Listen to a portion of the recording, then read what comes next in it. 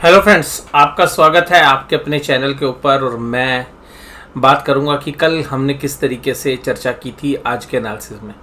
तो कल हमने चर्चा की थी कि एक रेंज बाउंड ट्रेड जो है देखने के लिए मिलना चाहिए। आज बिल्कुल वैसा ही हुआ, एक रेंज बाउंड ट्रेड जो है हमें देखने के लिए मिला, निफ्टी में भी और बैंक निफ्टी में भी। लेकिन आज के इस रेंज बाउंड ट्रेड से एक चीज़ तो साबित होती हुई नज़र आई कि बाजार ऊपरी लेवल्स पर अटकेगा। कल 16,400 के आसपास जो है निफ्टी ने परफॉर्म किया, आज 16,262 पर ही अटक गया और एक सीमित दायरे के अंदर तकरीबन 250 पॉइंट के बीच में निफ्टी घूमता रहा। ये बाजार में कॉन्फिडेंस की कमी को दर्शा रहा है। मुझे लग रहा है कि कल बाजार एक बार सुबह के सेशन में अच्छा करता हुआ नज़र आना चाहिए और दोपहर के बाद शायद भालू जाग जाए। और काफ़ी अच्छी संभावना है कि दोपहर के बाद यानी कि जो सेकंड पार्ट होगा या तो उसमें भालू जाग सकता है या थर्सडे के सेशन में, या तो कल जो है मैं ये कह सकता हूँ कि बुल्स को यानी कि कल सांड को एग्रेसिवली या तो बाजार को ऊपर लेके जाना पड़ेगा, नहीं तो दोपहर के बाद भालू जाग जाएगा। और भालू जागने के बाद आपको पता ही है क्या होता है बाजार में। और अगर कल भालू नहीं भी जागा तो परसों की बहुत अच्छी संभावना हमें लगती है, क्योंकि जिस तरीके से पिछले 3 दिन के अंदर हम फ्राइडे, मंडे और ट्यूसडे 3 दिनों के अंदर जो है बुल्स ने अपनी जो ताकत दिखाई है और बाजार को रोके रखा है, तो शायद लगता है हमें कल आधे दिन जो है बुल्स का ही रहने वाला होना चाहिए। और बुल्स पूरी तरीके से कोशिश करेंगे कि भाई बाजार को ना गिरने दिया जाए। और इसके साथ साथ बैंक निफ्टी के अंदर भी आज जो दायरा था 34,200 का, उसको काफ़ी अच्छे तरीके से होल्ड किया, तो बुल्स ने अपनी ताकत दिखाई। अब कल हमें लगता है कि बुल्स अपने आधे दिन तो कम से कम ताकत दिखाएंगे। और अगर कल बुल्स ने अगर ताकत नहीं दिखाई लास्ट के 1 या 1.5 घंटे में, तो देखिएगा बियर्स कल फिर एग्रेसिव हो जाएगा। और बियर्स अगर कल एग्रेसिव हो गए तो आप ये समझिएगा कि थर्सडे की एक्सपायरी आप जो है 16,000 के नीचे देखेंगे। अभी 16,125 पे अगर कल जो है मेक और ब्रेक है, हमें लगता है कि बुल्स अभी शायद इतने पावरफुल नहीं है जितने भी बीएस है। और बीएस देखिएगा जानबूझ के माल नहीं बेच रहा है, वो कहता है बाजार को ऊपर लाइए ऊपर लाइए, जब ऊपर आएगा तो सेल करेंगे।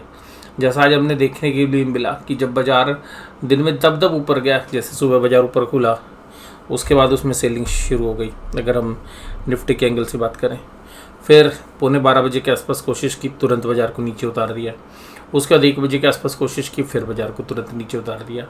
तो बाजार जब ऊपर जा रहा था तब बियर्स एग्रेसिव हो रहे थे। इनको देख के ऐसा लगता है कि बाजार के अंदर अभी समस्याएं समाप्त नहीं हुई हैं और अभी प्रॉब्लम रहने वाली है और बाजार ऊपरी लेवल्स पर एक सेलिंग प्रेशर झेलता हुआ नजर आएगा। तो जैसे ही बाजार ऊपर आएगा तो सेल ऑन राइज की जो है स्ट्रेटेजी हमें लगता है कि जब तक बाजार 16,600 को पार नहीं करता है तब तक यही स्ट्रेटेजी रहने वाली है। हम उम्मीद कर रहे थे कि एक बार 16,500 16,600 तो कब तक, तो शायद इस गैप को फिल कर लेना चाहिए था जिस तरीके का बुलिश मोमेंटम पिछले साल रहा है उन सबको देखते हुए, लेकिन नहीं कर पा रहा है। तो ये कहीं ना कहीं बुल्स की एक वीकनेस दिखा रहा है। ये मैं ट्रेडिंग एंगल से बात कर रहा हूँ, इन्वेस्टमेंट में देखिएगा व्यू दूसरे होते हैं। HDFC bank, HDFC, Reliance, Kotak Mahindra और नेस्ले ये आज की तेजी के सितारे थे और आज HDFC ग्रुप ने बाजार को बचाने की पूरी कोशिश की। उसके अलावा Infosys, Divi's lab, HUL, Asian paints और टीसीएस जैसी शेयर्स जो है आज कमजोरी के साथ काम कर रहे थे। एडवांस डेक्लेन रेशियो नेगेटिव था, आज डीपली नेगेटिव था। सुबह हालांकि इतना खराब नहीं था, लेकिन आधे घंटे के बाद जो है बाजार वीक होते हुए नजर आए। Doctor Reddy's, Kotak Mahindra bank, HDFC bank, Nestle, power grid, Tata Motors, Mahindra, ये थोड़े से शेयर्स थे जो तेजी में थे। डीवीज लैब रिजल्ट के बाद काफ़ी वीक होता हुआ नजर आ रहा है, कल भी वीक था, आज फिर 6% की गिरावट। टेक महिंद्रा में 3.9% गिरावट, ग्रासी में 3.75, HUL, हिंडाल्को, ONGC सब लगभग 3% के आसपास की कमजोरी के साथ काम कर रहे थे। एशियन पेंट्स देखिए, क्रूड ऑयल जैसे जैसे ऊपर बना रहेगा, एशियन पेंट्स जैसी कंपनीज के ऊपर प्रेशर बनता रहेगा। HCL tech, Apollo, NTPC, Tata Consumer Product और इन्फोसिस जैसी कंपनियां कमज़ोर रही। अब जो स्टील यूज़ करती हैं, जो कंपनियां सीमेंट यूज़ करती हैं, जो बाकी मेटल्स यूज़ करती हैं, उन सब के लिए पिछले जो पीरियड्स थे वो चैलेंजिंग रहे। आपने क्वार्टरली रिजल्ट्स भी देखा, लेकिन सरकार जानती है कि निजी इंडस्ट्री से एम्प्लॉयमेंट भी जनरेट होता है। तो सरकार जो है कि ड्यूटीज़ के माध्यम से या अन्य तरीक़ों से इनके जो प्राइस है उनको कर्व करने की कोशिश कर रही है। जैसे कल स्टील के लिए आपने देखा, हो सकता है कि आने वाले समय में आपको और भी मेटल्स के लिए या बाकी जो आइटम्स हैं उनके लिए भी होगा।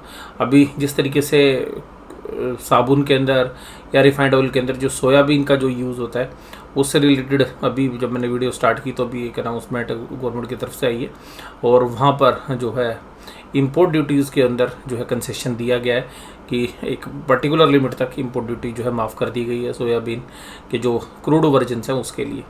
तो कुल मिलाकर एक पॉजिटिव न्यूज़ है एफएमसीजी कंपनीज़ के लिए। और यहाँ पर हम यही देख रहे हैं कि सरकार हर तरीके से कोशिश कर रही है भाई महंगाई बचा लो। अभी तक सरकार जो है अगर एक महीने पहले तक देखें तो सरकार महंगाई के लिए ज़्यादा सीरियस थी नहीं, जबकि हम कह रहे थे कि प्रोएक्टिवली सरकार को जो है थोड़ा सा चैलेंज लेना चाहिए, लेकिन सरकार नहीं ले रही थी। लेकिन अब सरकार ने इस महीने के अंदर जहाँ जहाँ से महंगाई बढ़ रही है उन सबको रोकने की जो कोशिश कर रही है। आपको पता है गेहूँ के एक्सपोर्ट के ऊपर भी जो है बैन कर दिया गया है। तो रीज़न आपके सामने है कि जो महंगाई है वो सरकार के गले की फांस बन गई है और ये जो महंगाई है यही शेयर बाज़ार के लिए भी गले की फांस बनी हुई है, जिसकी वजह से बाज़ार ऊपरी लेवल पर अटके हुए हैं। इसके अलावा इंटरनेशनल माहौल भी जो है ज़्यादा अच्छा नहीं है। हालांकि डाउ जोन्स नीचे से काफ़ी अच्छा रिकवर करते हुए नज़र आए अभी थोड़े समय पहले ही, और निफ्टी बैंक 34290। हालांकि HDFC बैंक की बदौलत आज निफ्टी बैंक पॉजिटिवली आपको दे रहा है और ये भी एक रेंज में रहा। आप देखेंगे कभी कभी ऐसा होता है कि पूरे दिन जो है 400 पॉइंट के रेंज में घूमता रहे बाजार, तो आज निफ्टी बैंक ने कुछ ऐसा ही किया और सिमिलरली जैसे जैसे ऊपर जा रहा था तभी सेलिंग जो है स्टार्ट हो रही थी। और कैंडल्स अगर हम बात करें तो हालांकि ग्रीन कैंडल है, और जहाँ अगर हम निफ्टी की कैंडल की देखें तो वो रेड कैंडल थी। तो कोशिश कर रहा है कि भाई 35-100 वाला गैप भर दे और उधर 16,500 16,600 का निफ्टी में, ये शायद दोनों एक ही दिन भरे जाएं। हो सकता है कि अभी इस महीने की तो क्योंकि पोजीशंस बनी हुई हैं पर परसों एक्सपायरी है, तो हम उम्मीद कर रहे थे कि भाई लास्ट के 4-5 दिन में शॉर्ट कवरिंग आनी चाहिए, लेकिन वो आ नहीं पा रही है और ऊपरी लेवल पर बाजार अटकता जा रहा है। तो देखते हैं, गैप यहाँ पे फिल होने की चांसेस तो हमें नहीं लग रहे। अब हमें लग रहा है कि गैप जो है अगले जो महीने की एक्सपायरी है शायद उसमें फिल होते हुए नजर आए। HDFC bank, Kotak Mahindra bank, SBI 3 तेज़ी के साथ है और SBI का कल डिविडेंड है और 7 रुपये के आसपास का डिविडेंड है। एग्जैक्ट 7 रुपये 10 पैसे मेरे को ध्यान नहीं है, 7 रुपये के बड़ा आसपास डिविडेंड है, तो उसकी जो एडजस्टमेंट है वो आप कल होते हुए देखेंगे। तो बैंक निफ्टी में आप एक 70 से 80 पॉइंट का नेगेटिव टिक जो है SBI की बदौलत देखेंगे, क्योंकि SBI में जो 7 रुपये की कमजोरी होगी तो वो तकरीबन 1.5% होती है, तो वो निफ्टी के अंदर तकरीबन 16-17% के आसपास का वेट है। तो आपको 70-80 पॉइंट के आसपास की नेगेटिव इम्पैक्ट जो है SBI की वजह से देखने के लिए मिल सकता है। और इसी वजह से आप देख रहे हैं कि जो बैंक निफ्टी का जो फ्यूचर है वो डिस्काउंट पे ट्रेड कर रहा था। रीज़न ये था कि पहले शुरू के 15 दिनों में HDFC बैंक का डिविडेंड था, फिर बाद में SBI का डिविडेंड आ गया, और ये जो HDFC बैंक का देखिएगा 15 रुपये का डिविडेंड था, तो एक वेटेज ज़्यादा था उन डिविडेंड का। उसी तरीके से SBI का डिविडेंड भी जो है इम्पैक्ट करता हुआ नजर आ रहा है। Axis bank, ICICI bank, bank of Baroda, small finance bank और IDFC फर्स्ट बैंक सब कमजोरी के साथ थे। और यहाँ पर बैंकों में कमजोरी के साथ साथ FIIs आज भी सेल करते हुए नजर आए। FIIs की तरफ से कॉन्फिडेंस नहीं आ रहा है, FIIs बेचने पर आतुर हो रखे हैं और DIIs वहीं पर अभी खरीदने में एग्रेसिव है, और ये जो DIIs की एग्रेसिवनेस है इसी ने बाज़ार को बचा रखा है। और FIIs ने जो सेलिंग किया, बहुत लोगों के मन में ये सवाल है कि FIIs ने इतना माल बेच दिया जितना कि FIIs ने एंट्री में शुरू के 5 साल में ख़रीदा था। बट माय डियर, यह ध्यान रखिएगा, जो शेयर्स उन्होंने 10 रुपये के खरीदे थे वो शेयर आज 1000 रुपये के हैं। तो उन्होंने जो इनिशियल इन्वेस्टमेंट की थी उसका तो अभी उन्होंने प्रॉफिट भी नहीं बेचा है, अभी तो मूल तो उनके पास बचा हुआ है। तो जिन लोगों के मन में ये ख्याल है या जो लोग सोशल मीडिया पे देख रहे हैं कि जो उन्होंने तो जो माल खरीदा था वो बेच दिया है, उन्होंने जो वेल्थ क्रिएशन की है उसके बाद जो उनकी वर्थ है उसके हिसाब से आप कैलकुलेट करिए। अभी भी जो इन्वेस्टमेंट है इंडिया के बाज़ारों में उनकी वो काफ़ी बड़ी है। तो आप ये जो है डाउट क्रिएट ना करें कि FIIs कब तक सेल करेंगे।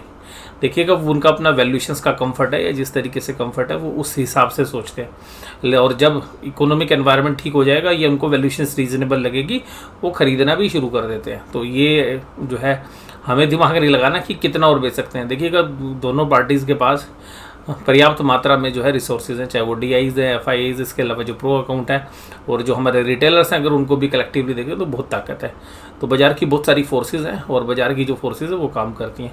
उसमें से दो मजबूत फोर्सेज जो हैं FIIs या DIs, वो कलेक्टिवली काम करती हैं, इसलिए ज़्यादा इम्पैक्ट करती हुई नज़र आती है। आज जो डेटा है वो इंडेक्स के फ्यूचर्स का नहीं है।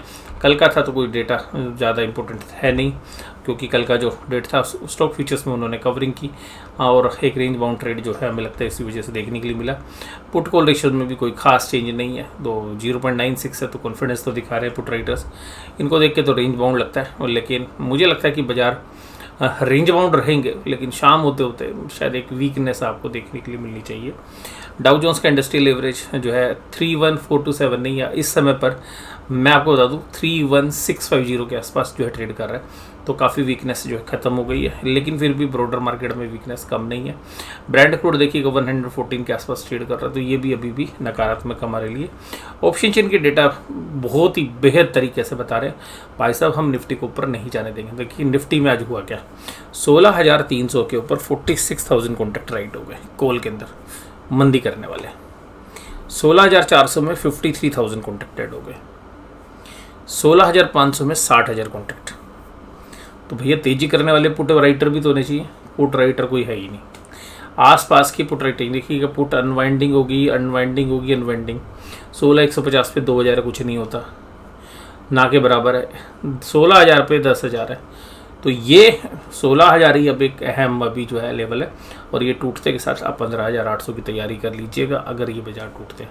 ऊपरी लेवल्स पर काफ़ी ज़बरदस्त रेजिस्टेंस है, तो मुझे नहीं लगता कि 16,500 16,600 बहुत जल्द ही आने वाला है। इस एक्सपायरी में तो नहीं, अगले एक्सपायरी में उम्मीद करते हैं। बहुत ज़बरदस्त तरीके से कॉल राइटिंग हुई है, चांसेस नहीं लग रहे कि बाजार को ऊपर जाने देंगे, और ये कॉल राइटर काफ़ी एग्रेसिव है। जैसे बाजार ऊपर जाएगा तो इनकी सेलिंग जो है शुरू होती हुई नजर आएगी। इसके साथ साथ अगर हम बैंक निफ्टी में देखें तो बैंक निफ्टी में ना तो कॉल राइटिंग है ना पुट राइटिंग है, भाई सब डरे हुए हैं। इस लेवल के ऊपर ना बैंक निफ्टी में तेज़ी करने वाला भी डरा हुआ है, मंदी करने वाला भी डरा हुआ है। तेज़ी करने वाले को डर है भाई साहब पता नहीं कितनी मंदी हो जाए, मंदी करने वाले को ये डर है यार कहीं शॉर्ट कवरिंग ना हो जाए। तो जो दोनों पोजीशंस रखने वाले लोग हैं, शायद बैंक निफ्टी में इतने ज़्यादा कन्फ्यूज़ हैं इस समय पर, इस लेवल पर, क्योंकि 33,000 से रिकवर होके आया और ये 34,000 के आसपास है, ये बेस है अच्छा, और आज भी इसने होल्ड किया। तो बहुत लोगों के मन में है कि भाई 34,200 के ऊपर बाजार अटक रहा है, कहीं का रिकवरी होगी। तो जो कॉल राइटर हैं वो इसलिए डर रहे हो भाई बाजार में अगर शॉर्ट कवरिंग आ गई तो फंस जाएंगे, और जिन्होंने जो है मंदी कर रखी है, पुट बेच रखी है, उनको ये डर सता रहा है कि भाई बाजार कहीं एकदम तेज़ी में तो ना गिर जाए। तो इसलिए ना तो पुट राइटर एग्रेसिव है ना कॉल राइटर एग्रेसिव है। ऐसा डेटा आपको बस यहीं पे मिलेगा कि 34,000 पे थोड़े से तेज़ी करने वाले पुट राइटर एग्रेसिव हैं, और कॉल राइटर्स तो हमें कहीं नज़र आ नहीं रहे, फिर भी 34,800 पे 8,700 है और 34,500 पे 11,000 है, तो 34 और 34,500 पे ही राइटिंग है। तो बैंक निफ्टी में बहुत कम ऐसा होता है कि भाई साहब इसमें राइटिंग ही ना। और आज जो इंडिया विक्स है यानी कि जो वोलेटिलिटी इंडेक्स है वो सब बहुत बड़ी तरीके से तेज हुई। ऑप्शन चेन के डेटा तो बैंक निफ्टी में डरावने वाले ये है कि भाई किसी भी साइड सौदा जा सकता है। तो ऐसी परिस्थिति के अंदर विक्स बढ़ना ये इंडिकेट कर रहा है कि बाजार के अंदर जो ट्रेडर्स हैं उनके अंदर थोड़ा सा डर व्याप्त हो गया है। तो हमें भी ऐसा ही लगता है, और हमें भी ऐसा लगता है कि ऊपरी लेवल पे बाजार अटक रहा है। तो ऊपरी लेवल पर इसमें बाजार अटक रहा है, तो भाई साहब अगर थर्सडे और वेडनेसडे में, क्योंकि कल दोपहर के बाद मैंने इसलिए बोला है कि अगर शॉर्ट्स कवर होने शुरू हुए तो बाउंस बैक आ जाएगा। कल सांड का दिन है, या तो भाई सांड अपना काम कर ले, यानी कि भाई साहब 3:30 बजे तक बाजार को ठीक कर ले, और अगर नहीं किया भाई साहब तो 2-2:30 बजे के बाद भालू जाग जाएगा और फिर उसने तबाही मचानी है। और देखिएगा तबाही किसी के लिए भी अच्छी नहीं होती, बट भालू का काम ही तबाही मचाने का है, और वो तबाही फिर हो सकता है कि आपको थर्सडे तक भी लेके जाती हुई नज़र आए। थर्सडे में हो सकता है कि लास्ट के 1-8 घंटे में फिर शॉर्ट कवरिंग आ जाए, वो बात अलग है। बट कल 2 बजे तक का टाइम है सांड के पास कि भाई साहब अपना जलवा दिखा दो। और बात यह है कि अगर सांड ने जलवा दिखा दिया तो ठीक है, नहीं भाई साहब परसों भालू का दिन होने वाला है, और भालू शायद कल 2 बजे से ही एग्रेसिव होता हुआ नजर आए। तो और सांड और भालू की इस लड़ाई के बीच में जो है बहुत ही जो है रोमांचक परिस्थिति कल रहने वाली है, क्योंकि कल जो है सेकंड लास्ट डे है इस मंथली एक्सपायरी का, और मंथली एक्सपायरी तो बहुत इंटरेस्टिंग रहने वाली है। तो भालू और सांड की इस लड़ाई के साथ हम जो है आपके साथ इस पे कमेंट्री करते रहेंगे। आज का आपको एनालिसिस ये कैसा लगा जरूर से जरूर मुझे कमेंट बॉक्स में बताइएगा। वीडियो देखने के लिए धन्यवाद। Thank you very much.